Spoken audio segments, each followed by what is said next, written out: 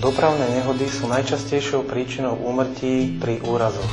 Na svete ročne zomiera na následky dopravných nehôd viac ako 1 milión ľudí.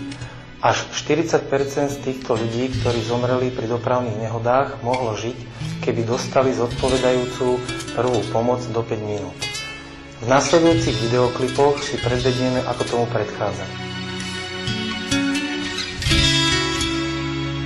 Zlomeniny dolnej končatiny si vyžadujú šetrné zaobchádzanie, aby sme manipuláciou nespôsobili poranenia svalov, ciev a nervov. Postihnutú dolnú končatinu vyšetríme opatrne pohmatom a nenásilným pohybom zistíme hybnosť.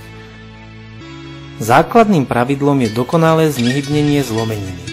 Znehybňujeme kĺb nad a pod zlomeninou. Pri zlomeninách dolnej končatiny dáme medzi kolená a členky mäkkú tkaninu a zdravú končatinu priložíme k poranenej. Na úzko zloženou trojrohou šatkou zviažeme v tvare osmičky obidve nohy v členkoch k sebe a na široko zloženou trojrohou šatkou zviažeme spolu obe kolená.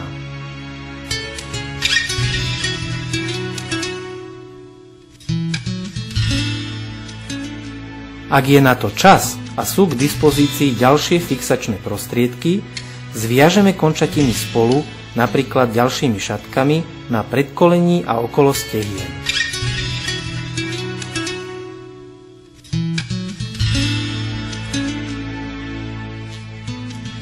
Pri otvorených zlomeninách dávame na ranu sterilný krycí obväz.